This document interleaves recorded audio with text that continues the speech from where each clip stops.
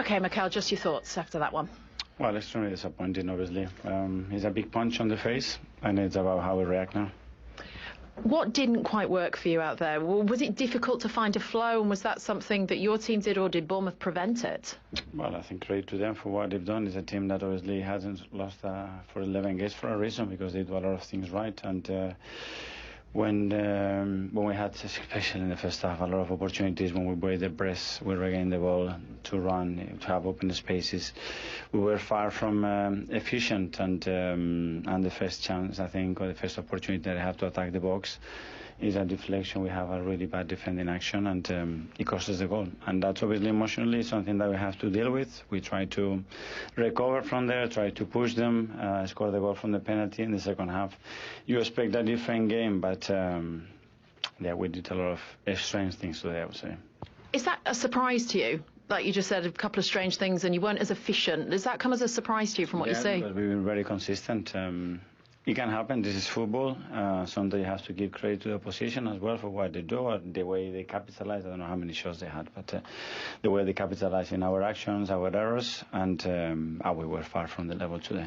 How much is this hurting the boys in the dressing room right now? A lot, and it has to hurt, and you have to take it on the chin, and there is no grey areas now. You stand up and go for the fight, or you are out, and that's it. That's what this level is going to require now. And does it feel like this is the biggest week of your managerial career, and for these boys playing as well, with what's at stake? It's a big week. It's a lot of at stake. We're still in a really good position in both competitions, but we need to do better, but certain. Mikel, thank you for your time. Thanks, Patricia. We can just see and feel the disappointment in Mikel Arteta, and understandably so. We saw him pre-match and he looked a little bit more relaxed. Now he knows how significant this result is, Aaron. Yeah, he just said there, it feels like a punch to the face. You can see the frustration on him.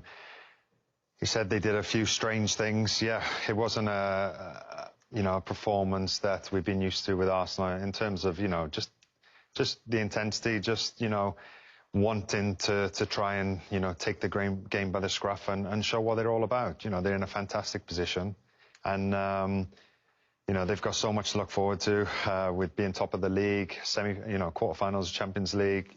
They've got all this. So, yeah, something just wasn't quite right today. And, yeah, you can say his nerves and things like that, but these are the positions that you want to be in. You want to be competing against the top, playing for these major trophies. So, yeah, it feels like a real big opportunity missed.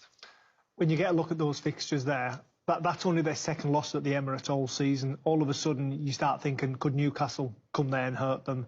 I think one good thing for Arsenal, they'll all probably turn into Crystal Palace fans over the next few weeks, is that 3 or 4 days, I think actually 3 days after that last game of the fixture, Crystal Palace away, which is a difficult place to visit, Crystal Palace could be in a European competition final. So they'll be praying that they maybe have their eyes taken off that fixture, and it would make that finish to the season with Burnley and Crystal Palace a little bit easier, possibly.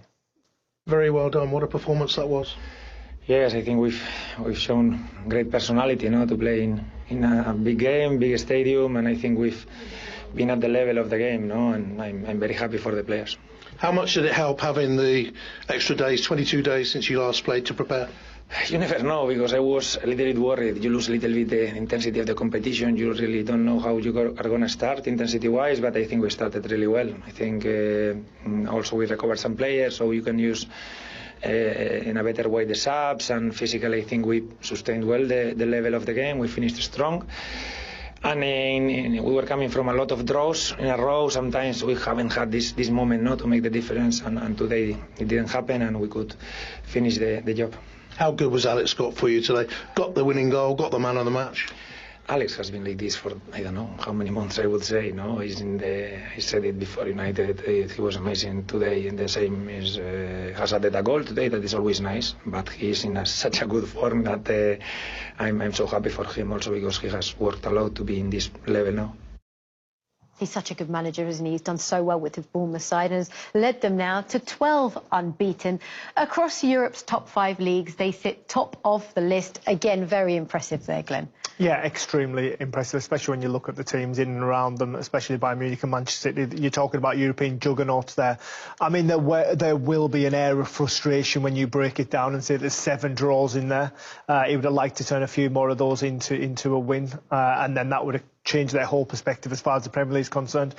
But yeah, it's something to be proud of, but it's not something to protect. I think the way that they approach games, they approach it with a bravery, whether they're at home or away, they play their way, their style. And a word that Andoni Iraola used there, intensity. And I think that's really what set both teams apart today. Bournemouth had an intensity, Arsenal didn't. What were you surprised about with what you saw out there today from Arsenal, or did you feel like that performance was coming? No, I was surprised that they didn't find a solution, the way that Bournemouth tactically pressed Arsenal really high from the front. Goalkeeper obviously relied on the goalkeeper an awful lot. And that there just was the jewels, really. I mean, I was looking at their fullbacks. Truefair was just like a man possessed. And I wasn't seeing the same reaction from the Arsenal players. Why not? With absolutely no idea in terms of, I mean, obviously Bournemouth, kind of Arsenal played into their trap and then didn't find a solution. The substitutions came very early from the manager. I thought that was a real intention to change the game, but then they didn't find, Eze didn't seem his usual self, couldn't get Max Dalman on the ball. So as I say, it's one of those days where it just hasn't worked, but you can't, after that body of work now, you can't throw it all away. You know, they'll be in that dressing room, there'll be some big questions, there'll be an examination of what happened today. Of course, it's not all about the opponent. But I thought Bournemouth were magnificent in the way that they played. They had that pace at the top of the team. And in the end, Arsenal have opened the Championship, the Premier League, right up now for Man City to be licking their lips. But is the reason the alarm bells are ringing so loudly here that it's not just today? It's 3 games in the last 4, Owen, that Arsenal have been outplayed. Yeah, I mean, obviously, I think you're alluding to the cup final against City, who were brilliant. Southampton were absolutely fabulous in the FA Cup, deserved to win the game. They obviously beat Sporting, even though David Raya had a terrific game. And today they're outplayed. And you're right. I think that's probably the worrying trend, that you've been outplayed in all of those games. But you'd have to take nothing away from Bournemouth. They were fabulous today. You know, they had such energy. They were good on the ball. They had a game plan, the way to play out. If Arsenal pressed them, they went long. Their pressing themselves was spectacular, and they were clinical when they got in front of goal. I think the worry for Mikel will be that, you know, Mark made a great point. They didn't find a solution to that press. And I think there was a little bit of pressure, a little bit of stress in the crowd. You could feel it, Fletch. And did you see that transmitting to the players, to the manager? Do you know what, Linz? It's normal. If you're going to be in a title race, and I was fortunate enough to be in a few, you know, there is pressure. But you know what? Pressure is a privilege. You've earned the right to be in this position, to go for a title race, to win a Premier League and a Champions League. I just thought maybe they were tired. They were a little bit too passive. Mark made a good point about the duels. You know, they were so aggressive in Bournemouth and getting after people. And I just thought the pressure and the press from Bournemouth put so much pressure on. Our game plan for Bournemouth was executed spectacularly well. They pressed incredibly well, with real purpose. They passed the ball when necessary. They enjoyed the ball. And in the end, Arsenal, they're going to do that, Bournemouth, that you know to expect that from them. So why was there not that adaptation there? Well, that's the next step. That's where the time now needs to be spent on the training ground, because everybody is to blame if you're going to lose. You could say the players need to be more aroused than they were. They weren't really as physical in the duels. You could also say that tactically, the Arsenal played into Bournemouth's hands, just continually trying to play the ball out. So that I'm sure, look, it's one of them occasions you reflect. They're going to have to make sure other teams will look at it and say, okay, if we press Arsenal in this manner, and they'll have to find a solution. We could have had Havertz maybe in the first half coming into little pockets to pick up the ball when it was being, you know, sent long. It is the manager now for Bournemouth. Full credit to him, because tactically they had too much for Arsenal today. Hello, Andoni. How are you? Good to see you. How are you? Andoni Iraola out to join us now after that 2-1 victory. Congratulations, first of all, today. Just sum up how pleased you were with your team's performance. Yes, very pleased, obviously. I think very happy for the players. I think in this kind of big games, you have to raise to the occasion. I think we've shown personality. And we've enjoyed some moments also on the ball that is sometimes difficult against Arsenal, and we could finish the job, because we were coming from a lot of draws, and we always had this question mark. But today, 3 points that are massive for us. It's 12 games unbeaten now in the Premier League, which is a club record. What does that say about this group, about how resilient you are? I think it's something to value. Past season, I think we did an amazing season. We did a run of 11 games. This season, it was a strange situation before this game, because you are coming from, I think, 4-5 draws in a row. So you are not fully enjoying it. It's like, okay, we still are there, we are difficult to beat, but I think we needed this game to put us in a better position in the standings also. Can I just ask you about the press? Because you talk about not enjoying it. I don't think Arsenal enjoyed your press.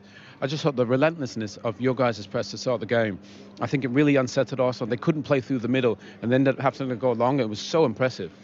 Yes, I think it's one of our strengths. No, teams like Arsenal, United the other day, they give us chances to recover the ball. Sometimes you play against other teams that they go direct too early and you cannot. No, against one, the rebound goes for you. Okay, it's a chance, but if you lose that rebound, it's a chance for them. So it was a high risk, high reward game.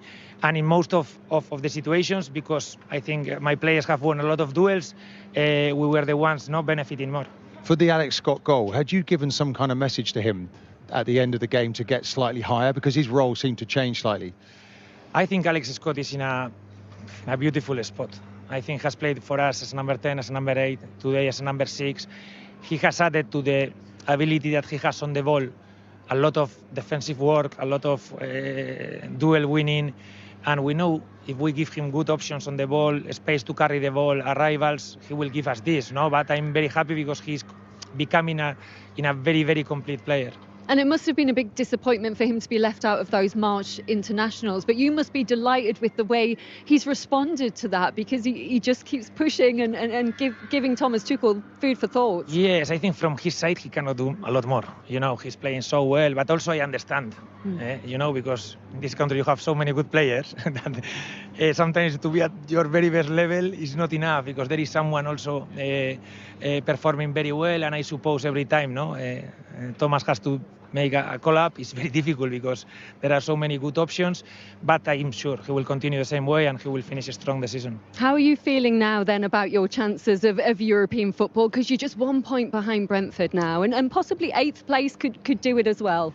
Yes, I think it's going to be difficult because we are a lot of teams in kind of 2-3 points. So even we were getting some draws, some wins, and we were losing positions. You know, there are a lot of teams now in a great run. Everton, Brentford, Brighton is recovering, Sunderland, Newcastle will arrive there. You know, it's whoever finishes in a good run of results is going to probably take the reward, but I hope we are there until the end. And a long trip to Newcastle next as well, but you've got really good memories of heading there last season. Yes, I remember that game very well. We played it really well, but it's a very difficult matchup. We played against them in the Cup recently. We lost 3-3 in penalties, but also it's going to be like today. We will go against them, high rhythm. They will do the same. They will press and quite open game. And let's hope we are ready again to go next week.